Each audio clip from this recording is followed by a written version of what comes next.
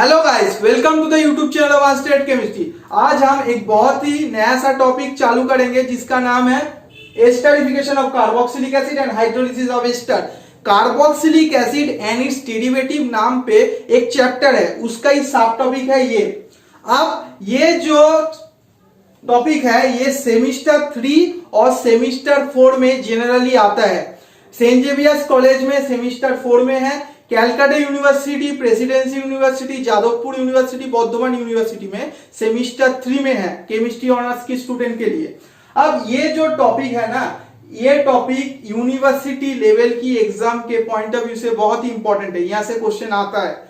अब यहां पर देखो, ये जो टॉपिक है इसके लिए आप कौन सा बुक रेफर कर सकते हो वो मैं बोल सकता हूँ। पहला बुक आप पीटर साइक्स को फॉलो कर सकते हो, वो बुक बहुत ही इंपॉर्टेंट सा बुक है और बहुत अच्छा लिखा भी गया है। अब इंडियन ऑथर की अगर मैं बात बताऊं, चंदन शाह वॉल्यूम 2 फॉलो कर सकते हो और निमाई तिवारी वॉल्यूम 2 भी आप लोग फॉलो कर सकते हो। ये जो बुक है ये इंडियन ऑथर की बुक है, तो आप जब पढ़ोगे इसको अच्छे से समझ भी पाओगे, इसलिए उस बुक को रेफर कर सकते हो।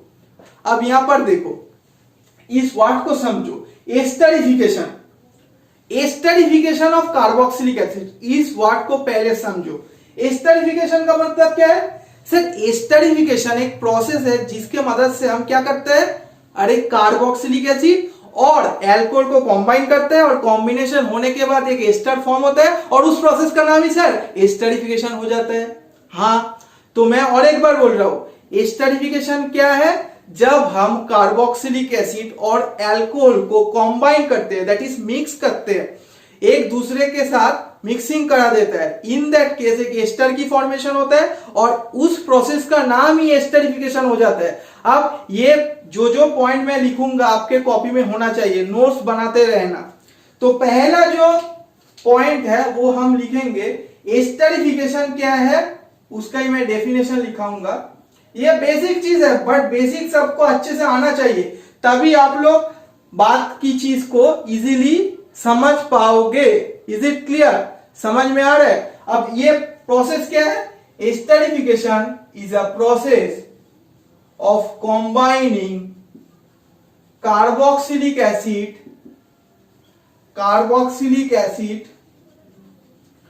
and let us say RCOH and an alcohol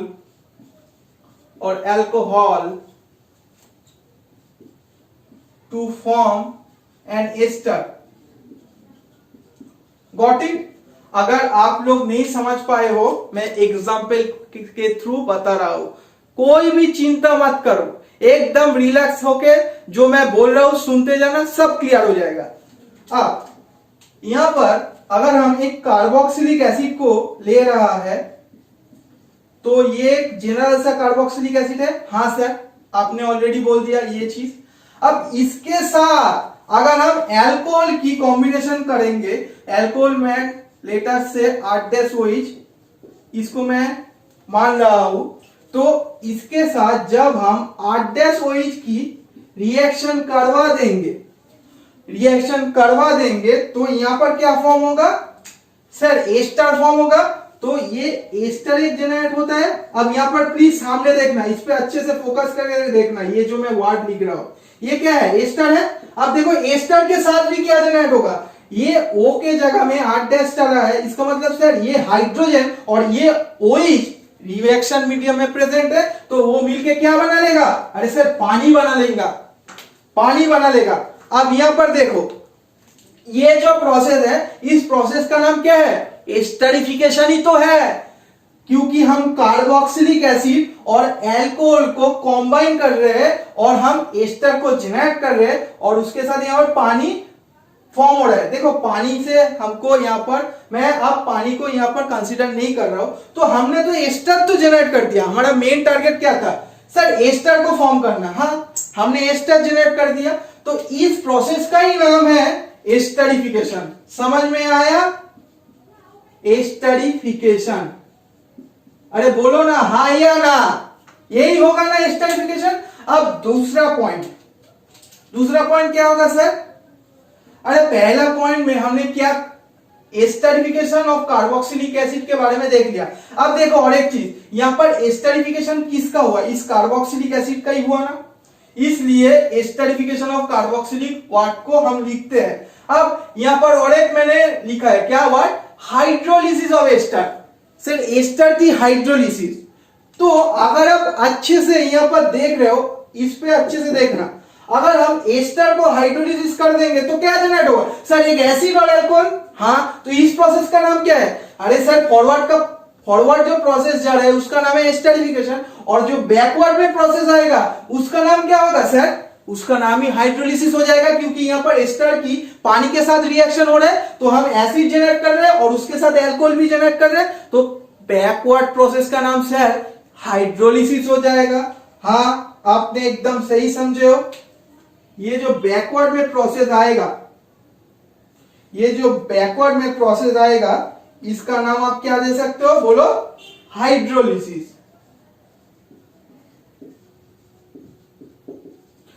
तो सर हाइड्रोलिसिस का मतलब क्या है, एस्टर हाइड्रोलिसिस का मतलब क्या है, जब हम एक एस्टर को उसकी एसिड और अल्कोहल में चेंज कर देंगे, दैट इज अल्कोहल और उसका एसिड की मोएटिस और सब्स्टिट्यूएंट में चेंज कर देंगे, तब हम उस प्रोसेस को क्या बोलेंगे, उस प्रोसेस के बोलेंगे क्या, एस्टर हाइड्रोलिसिस। मैं और एक बार बोल रहा हूं, जब हम एस्टर को पानी के साथ रिएक्शन करवाएंगे और उसका कार्बोक्सिलिक एसिड और उसके ही अल्कोहल में चेंज कर देंगे, उस प्रोसेस का नाम क्या हो जाएगा, एस्टर हाइड्रोलिसिस। तो हम क्या लिखेंगे, conversion of ester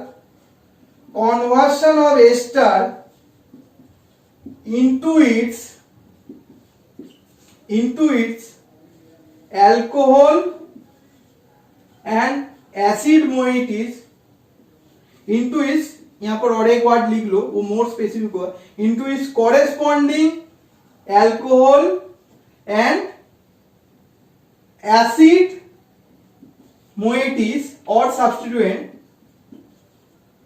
then it is termed as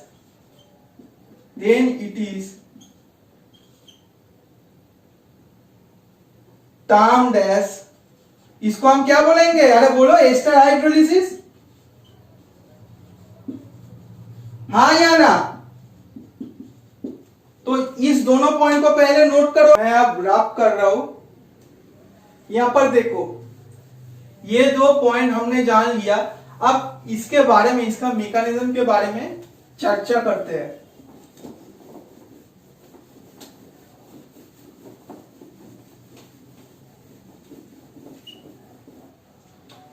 तो तीसरा पॉइंट क्या लिखेंगे, मैं बोल रहा हूं, ये जो सर हाइड्रोलिसिस ऑफ एस्टर और एस्टरिफिकेशन ऑफ कार्बोक्सिलिक एसिड होता है, इसका बहुत सारा मैकेनिज्म होता है। जनरली इसका बहुत सारा सेपरेट मैकेनिज्म होता है। तो अगर मैं बात बताऊं, अधिकतर जो इस दोनों प्रोसेस की मैकेनिज्म होता है वो कुछ फैक्ट्स के ऊपर डिपेंडेंट है। तो हम क्या लिखेंगे, hydrolysis of ester and esterification of carboxylic acid have various types of mechanism. Okay, the plurality of the mechanism of these two process is due to the fact, हम लिखेंगे किसके कारण होता है वो हम लिखेंगे। तो मैं क्या बोला कि ये जो एस्टरिफिकेशन ऑफ कार्बोक्सिलिक एसिड है और हाइड्रोलिसिस ऑफ एस्टर जो है उसका बहुत सारा मैकेनिज्म है, और अधिकतर ये जो दोनों रिएक्शन की मैकेनिज्म है ना, इस दोनों प्रोसेस की जो मैकेनिज्म है ये कुछ फैक्ट्स के ऊपर डिपेंडेंट है। Hydrolysis of ester and esterification of carboxylic acid, esterification of carboxylic acid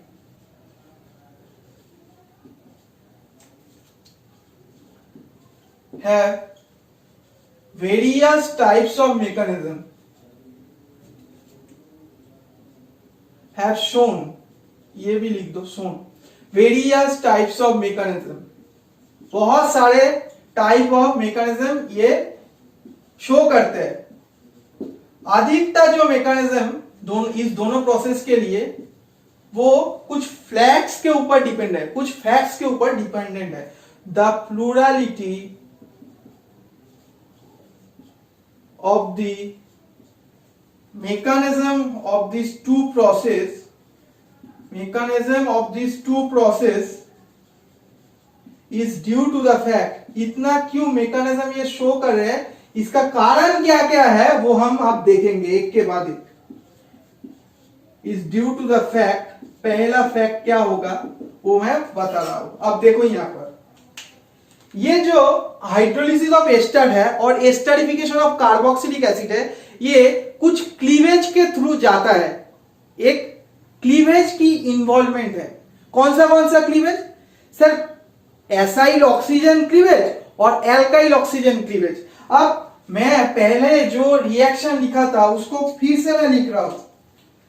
so मैंने क्या लिखा था? जब हम कार्बोक्सिलिक एसिड के साथ एल्कोहल की रिएक्शन करवाता है तो क्या जनरेट होता है सर? एस्टर और उसके साथ पानी। हाँ, अब यहां पर देखो, यहां पर प्लीज अच्छे से देखना। मैंने क्या बोला पहला फैक्ट? मैंने यही बोला कि पहला फैक्ट क्या है? क्लीवेज होता है। कौन सा क्लीवेज? एसाइल ऑक्सीजन और एल्काइल ऑक्सीजन। तो मैंने बोला क्या? मैंने यही बोला कि हाइड्रोलिसिस ऑफ एस्टर और esterification of the carboxylic acid, इसका जो इन्वॉल्वमेंट है ये क्लीवेज के थ्रू जाता है। पहला पॉइंट ही होगा। फैक्ट किस फैक्ट के ऊपर बेसिस है? क्लीवेज के ऊपर। कौन सा क्लीवेज सर? एसाइल ऑक्सीजन और एल्काइल ऑक्सीजन। अब acyl oxygen bond cleavage, alkyl oxygen bond cleavage, ये चीज क्या है वाला वो हमको देखना पड़ेगा।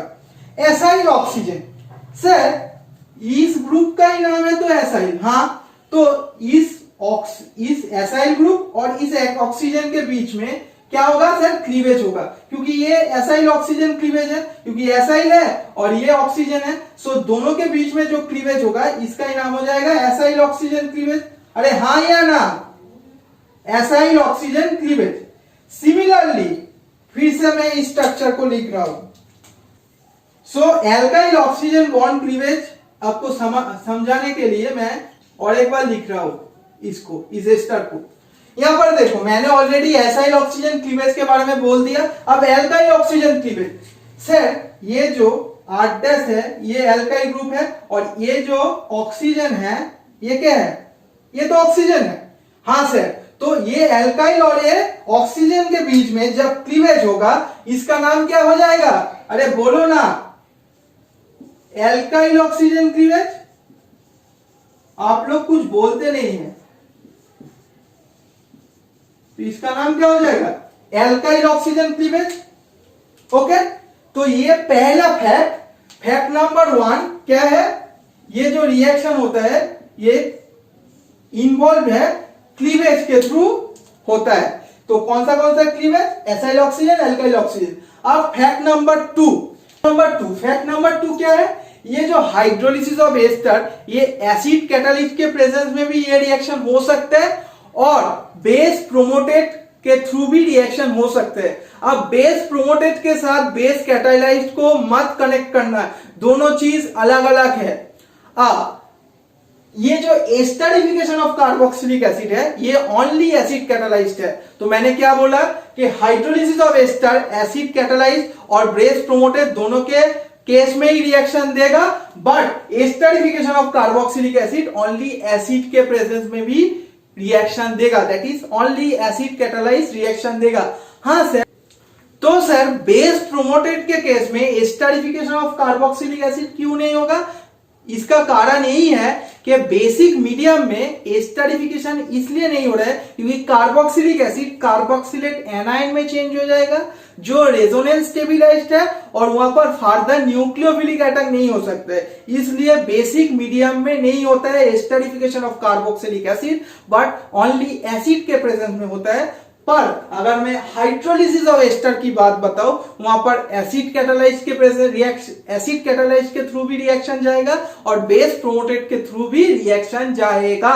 तो सेकेंड जो पॉइंट होगा वो क्या होगा कि हम देखेंगे एस्टरिफिकेशन ऑफ कार्बोक्सिलिक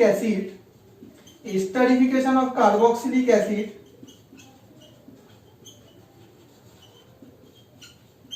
वो ओनली एसिड कैटालाइज्ड शो करेगा, एसिड कैटालाइज्ड रिएक्शन। पर अगर मैं यहां पर लिख रहा हूं हाइड्रोलिसिस ऑफ एस्टर, जो हाइड्रोलिसिस हम करेंगे एस्टर की, वो दोनों के प्रेजेंस में भी हो सकते हैं, acid catalysed as well as base promoted, वहां पर कोई प्रॉब्लम नहीं होगा। बेस प्रोमोटेड समझ में आ रहा है? तो हमने क्या देखा कि hydrolysis of ester and esterification of carboxylic acid की बहुत सारा मैकेनिज्म वो शो करता है, और अधिकतर ये जो दोनों प्रोसेस की मैकेनिज्म होता है वो कौन सी फैक्ट के ऊपर डिपेंडेंट है। पहला फैक्ट एसाइल ऑक्सीजन क्लीवेज और एल्काइल ऑक्सीजन क्लीवेज हो सकता है। पहला पॉइंट ही होगा क्लीवेज के थ्रू इन्वॉल्वमेंट किसका है, क्लीवेज की है। सेकेंड पॉइंट यही होगा कि esterification of carboxylic acid catalyse के थ्रू ओनली रिएक्शन होता है, पर हाइड्रोलिसिस ऑफ एस्टर एसिड के प्रेजेंस में भी हो सकता है और बेस प्रोमोटेड के केस में भी हो सकता है। Is it clear? अब बेस कैटालाइज्ड और बेस प्रोमोटेड को सेम मत बोलना, क्योंकि दोनों अलग अलग चीज है। जनरली कैटालिस्ट का काम क्या होता है, कैटालिस्ट को हम यूज करते हैं और लास्ट में उसको फिर से रिकवर कर लेते हैं, दैट इज रीजनरेट कर लेते हैं। बट बेस प्रोमोटेड के केस में हम वो नहीं कर सकते, फिर से रीजनरेट नहीं कर सकता। हम जो देखेंगे यहां पर, हम देखेंगे जो बेस हम यूज करेंगे वो हमारा एक साइड प्रोडक्ट के तौर पे रह जाएगा, तो अल्टीमेटली हम उसको रीजनरेट नहीं कर सकते, इसलिए बेस प्रोमोटेड लिखा गया है। Is it clear? अब तीसरा पॉइंट क्या है, तीसरा पॉइंट फैक्ट्स की यही होगा, मैं इसको रफ कर रहा हूं। तीसरा पॉइंट लिख लो,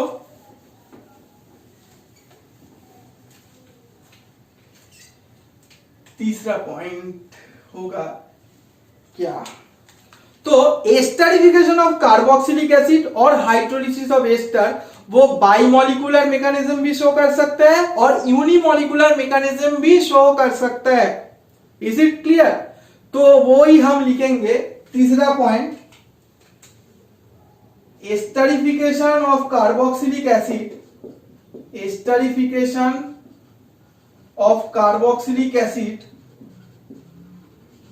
और हाइड्रोलिसिस ऑफ एस्टर, ये कौन सा मैकेनिज्म शो कर सकते हैं, unimolecular as well as bimolecular, unimolecular और बाइमोलिकुलर। ये है मॉलिक्यूलरिटी रेट डिटरमिनिंग स्टेप की। तो यूनिमोलिकुलर भी हो सकते हैं, बाइमोलिकुलर भी हो सकता है।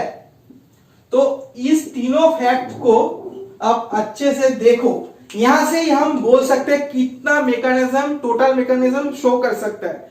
सर अगर मैं हाइड्रोलिसिस ऑफ एस्टर की बात बताऊं तो यहां पर 8 मैकेनिज्म फॉलो होगा। सो टोटल कॉम्बिनेशन की अगर मैं बात बताऊं क्या क्या हो सकता है, देखो यहां पर बेस कैटालाइज नहीं लिखेंगे, बेस प्रोमोटेड होगा, बी का मतलब बेस प्रोमोटेड।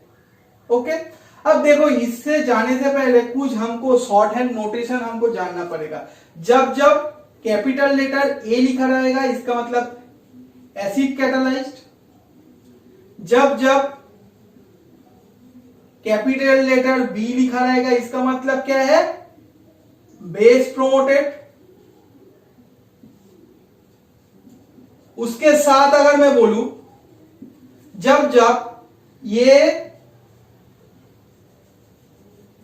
ये जो ए है ना, इसके अगर प्रीफिक्स में एसी लिखा रहेगा इसका मतलब एसाइल ऑक्सीजन क्लीवेज हुआ।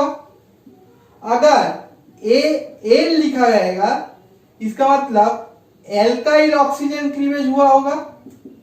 उसके साथ अगर 1 लिखा रहे इसका मतलब यूनिमॉलिक्यूलर है, और अगर 2 लिखा रहेगा इसका मतलब बाइमॉलिक्यूलर है। ओके, तो इस कुछ चीज को हमको याद रखना पड़ेगा, इस चीज को हमको अच्छे से याद रखना पड़ेगा। Is it clear? तो सर कॉम्बिनेशन क्या क्या होगा?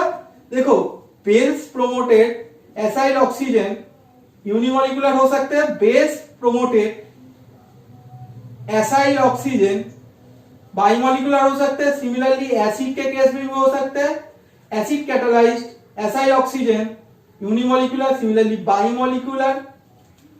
अब यहां पर और 4 कॉम्बिनेशन बन सकते हैं ना। बेस कैटालाइज नहीं होगा, बेस प्रोमोटेड, मैं बार बार बोल रहा हूं, कैटालाइज मत बोलना। बेस एल्काइल ऑक्सीजन को एल से लिखोगे, यूनिमॉलिक्यूलर, सिमिलरली बाइमॉलिक्यूलर भी हो सकता है। सिमिलरली यहां पर एसिड कैटालाइज्ड हो सकते हैं और alkyl oxygen unimolecular, and last में जो कॉम्बिनेशन होगा acid catalysed alkyl oxygen cleavage bimolecular. So total ये 8 कॉम्बिनेशन हो सकते हैं, 8 कॉम्बिनेशन की पॉसिबिलिटी है। समझ में आया? टाइप्स ऑफ मैकेनिज्म ये 8 हो सकते हैं, पर इस 8 में से जनरली अगर मैं बोलूं 6, इस 8 में से 6 टाइप्स ऑफ मैकेनिज्म कौन दिखाता है? ये जो हाइड्रोलिसिस ऑफ एस्टर है वो only 6 type of mechanism show करते हैं। अब अगर मैं बात बताऊं इसका, इस एस्टरिफिकेशन का, एस्टरिफिकेशन के केस में ये एसिड पार्ट रहेगा ओनली, बेस का पार्ट चला जाएगा, क्योंकि बेसिक मीडियम में रिएक्शन नहीं होता है, मैंने रीजन भी बताया। तो इसमें टोटल नंबर ऑफ कॉम्बिनेशन 4 है। सो चारों में से ओनली 3 यही शो किया कि चारों में से only 3 esterification of carboxylic acid को शो करता है। एस्टरिफिकेशन ऑफ कार्बोक्सिलिक एसिड को शो करते हैं कितना टाइप ऑफ मैकेनिज्म? 3। ये कुछ एक्सपेरिमेंटल चीजें हैं। यहां पर मैंने क्या बोला, हाइड्रोलिसिस के केस में total 8 combination will be possible, पर 8 में से ओनली 6 ये दिखाता है इस हाइड्रोलिसिस को। अब अगर मैं एस्टरिफिकेशन ऑफ कार्बोक्सिलिक एसिड की बात बताऊं, बेस के प्रेजेंस में नहीं होगा, इसका मतलब ये चारों कॉम्बिनेशन एकदम आप लोग रॉन्ग हो जाएगा। तो ओनली एसिड को काउंट करोगे तो एसिड 4 है कॉम्बिनेशन, चारों में से ओनली 3 दिखाते हैं। वो उसका अगर मैं बोलूं वो क्या है, एस्टरिफिकेशन ऑफ कार्बोक्सिलिक एसिड की टोटल टाइप ऑफ मैकेनिज्म कितना होगा? 3 होगा। और अगर मैं हाइड्रोलिसिस ऑफ एस्टर की बात बताऊं टोटल 6 यहां पर दिखाते हैं, और टोटल कॉम्बिनेशन 8 ही है। ओके, अब इसके बाद हम एक चार्ट बनाएंगे। ओके, तो मैं चार्ट बना लेता हूं, उसके बाद आप लोग वहां से कॉपी कर लेना, नोट करो ये चीजें। सो आप इस कॉलम को अच्छे से देखो। पहला यहां पर मैंने क्या लिखा, types of mechanism, hydrolysis of ester के केस में कौन सा मैकेनिज्म शो होगा, और एस्टरिफिकेशन ऑफ कार्बोक्सिलिक एसिड के केस में कौन सा मैकेनिज्म शो होगा। अब देखो, ये कुछ एक्सपेरिमेंटल बातें हैं, ये बेसिकली बहुत सारे टाइप की मैकेनिज्म दिखा है, दिखाने के बाद ये अल्टीमेट कंक्लूजन लाया है इस कॉलम के अंदर में। तो यहाँ पर टोटल 8 कॉम्बिनेशन हो सकता है। अब 8 में से BaC1 की अगर मैं बात बताऊं, ये हाइड्रोलिसिस ऑफ एस्टर भी नहीं शो करता है, एस्टरिफिकेशन ऑफ कार्बोक्सिलिक एसिड भी नहीं शो करता है। अब यहाँ पर देखो, जब बेस कैटालाइज्ड नहीं, फिर से मैं बोल रहा हूं, बेस प्रोमोटेड जब होगा वहां पर एस्टरिफिकेशन नहीं होगा। इसका मतलब आप ब्लैंक छोड़ दो, यहां पर भी और यहां पर भी। अब यहां पर अगर मैं BaC2 बात बताऊं, BaC2 सबसे मोस्ट कॉमन मैकेनिज्म, तो वेरी कॉमन लिख दो इसको, ये दिखा गया है सबसे कॉमन मैकेनिज्म शो होता है। उसके बाद AaC1 ये स्पेशल केस में दिखा जाता है, जनरली ये स्पेशल केस में दिखा जाता है। अब यहां पर एस्टरिफिकेशन ऑफ कार्बोक्सिलिक एसिड के केस में भी ये स्पेशल केस है, यहां पर भी दिखा जाता है स्पेशल केस पर। अब AaC2 ये भी बहुत वेरी कॉमन मैकेनिज्म, इसके केस में देखा जाता है बहुत बार, और ये एस्टरिफिकेशन ऑफ कार्बोक्सिलिक एसिड के केस में भी very common. Okay, now BaL1 ये भी स्पेशल केस में दिखा जाता है। ओके, स्पेशल केस में दिखा जाता है। और BaL2 ये जनरली ये जो मैकेनिज्म है ये भी रेयरली दिखा जाता है, रेयरली दिखा जाता है ये मैकेनिज्म। ओके, नाउ ये जो AL1 that is acid catalysed alkyl oxygen unimolecular reaction, ये only very common for 3-degree alcohols, very common for 3-degree alcohols। Okay, समझ में आ रहा है? सिमिलरली इसके केस में भी ये भी very common for 3-degree alcohols।